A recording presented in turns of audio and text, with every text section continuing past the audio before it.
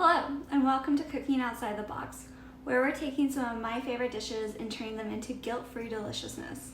Now, you're probably wondering what we're going to be cooking today, and I'm glad you asked. Today's dish is going to be called Roman-style chicken. It's a very traditional classic dish that has been a long-time favorite of mine, and I absolutely love making it for my friends and family. It can be served as is, or you can even include rice, potatoes, or even gnocchi. So, let's get started. Alright guys, so we have just some chicken here. I have 2 chicken breasts and about 5 chicken thighs. The original recipe that I've been making this for does call for 4 chicken breasts and 2 chicken thighs, but I have actually been playing around with this recipe for a very long time, and I have found that regardless of whatever ratio you select, it's still going to be just as tasty and amazing. It's really your preference. Mainly we want to just include whether either we're going to do breasts or we're going to do thighs, or we can do both.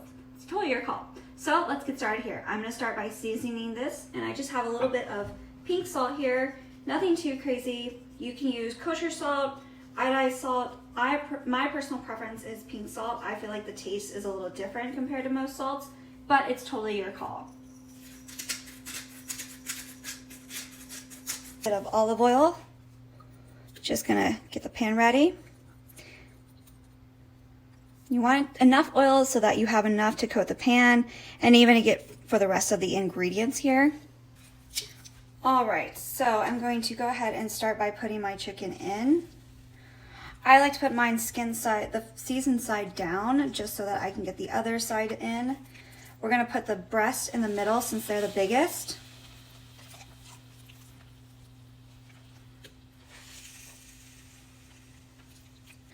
Now, you might be able to see there is some skin on this chicken. I was not able to find skinless bone-in chicken breast. We are about to get in a really nasty winter storm over the weekend, and our people in the States seem to think it's going to be the end of the world, so we had to make do with what we could find.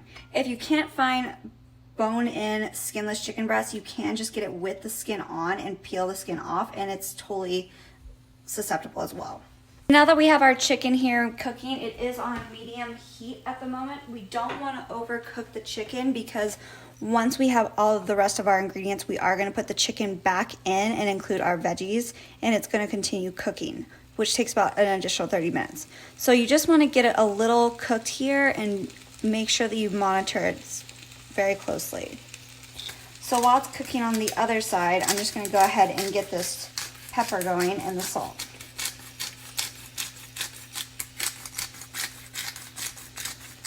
Now, for me, when I cook, there is not an exact measurement when I'm doing this. I kind of just go by the eye and taste from my own experience, but it's completely your call. I will provide the amounts of salt and pepper for you guys.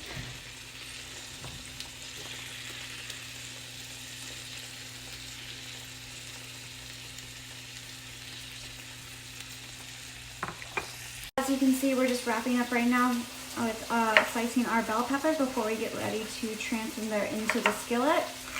And you just want to make sure that you're cutting them at least a good thick to thin ratio.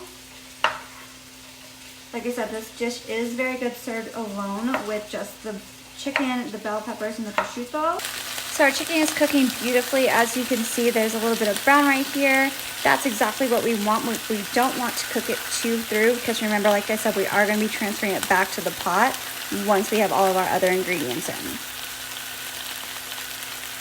Alright guys, so our chicken is beautiful and browned a little bit before we took it off. Now we're going to get ready to transfer the bell peppers over and the rest of our ingredients. Alright, so we're going to have these beautiful babies in here. We just want to make sure that they are tossed around, getting all that oil that we put in. We're going to let those saute for about 5 minutes, just so they get a little bit soft. You want to make sure that you're seasoning each ingredient as you put it in, so that everything is very well seasoned as the dish goes on.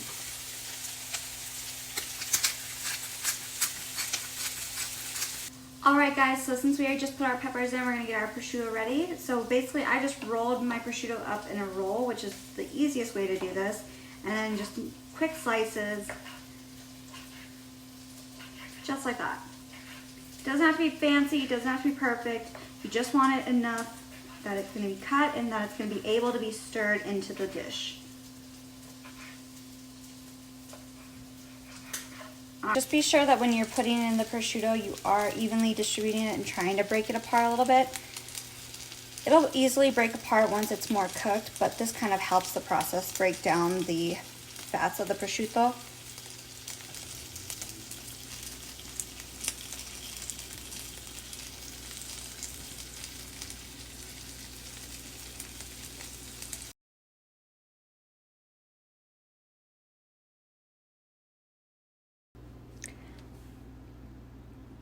So now we have our bell pepper simmering in the tomatoes.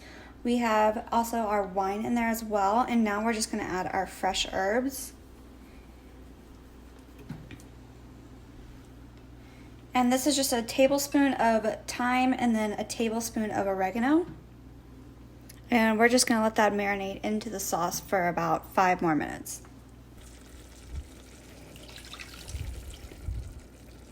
We've added our chicken stock along with our rest of our ingredients like the prosciutto, the peppers, the wine, the fresh herbs, and garlic. Give it a nice toss. Be sure that you're seasoning in between ingredient add because you will need salt and pepper each time. So yeah, it looks very good now. Just make sure we get all these beautiful herbs. And now our chicken is ready to be placed back in. So I like to start with the big piece here, and I'm actually going to put it skin bone down first. You really want to get it, make a little bed out of it for it to sit right in the middle. Same with our chicken thighs.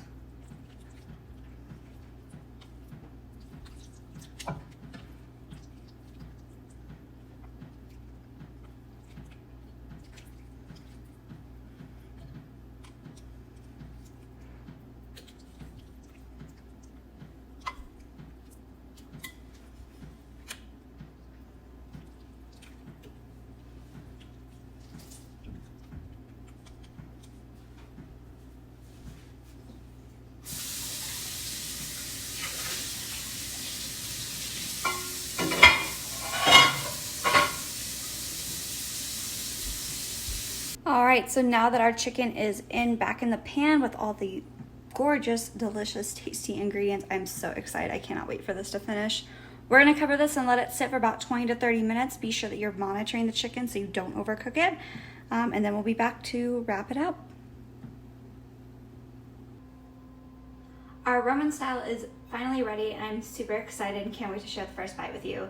Just some quick tips and tricks before you do serve this dish or prepare to make it. If you are planning to make this the day before or in the morning, this step is not needed immediately. This is going to be for when you are ready to serve it either for yourself or for your friends and family. So right here I just have some Italian parsley chopped up. Just going to top it a little bit. And then next we have some capers.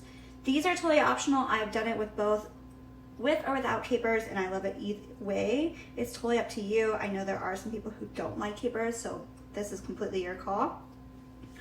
All right, time for our first bite.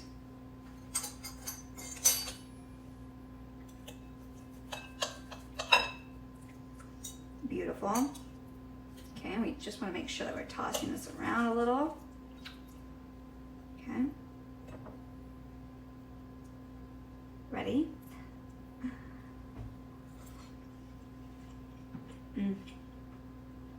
There's nothing better than the first bite. All right, guys, so our Roman style chicken is ready and I am so excited to share the first bite with you. I went ahead and added the Italian parsley as well as the capers. I will say that this is completely optional. I have done it without the Italian parsley and the capers and I find it just still as flavorful with or without. Another note to make that if you are serving this later on, say you're making it the day before or you're going to be serving it later on in the night, you can wait to add the parsley and the capers. It's totally your call. So let's go ahead and get into our first bite. So have a couple of chicken thighs right here. Okay, and I want to make sure that I get all of this. Some of these amazing peppers. Yes. Some of these herbs and a tomato. All right. There we go. I think we call this the money shot.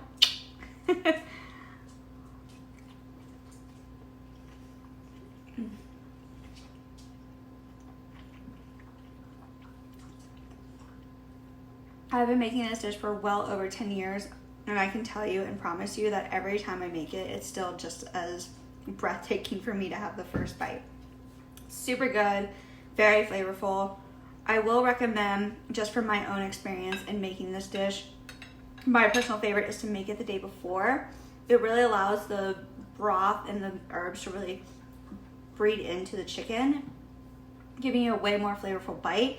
It's still flavorful just served immediately, but for my personal preference and what I would recommend is serving it the day after to really allow that broth to get stewed into the chicken. So there you have it, guys. A very clean, healthy Italian meal. If this is not fulfilling enough, like I said, you can add brown rice, even gnocchi, or even some red potatoes over it. It's very good. It's perfect for on really cold nights like we're about to get with the winter storm coming. So I hope that you enjoyed this dish, and leave me your comments below. Cheers.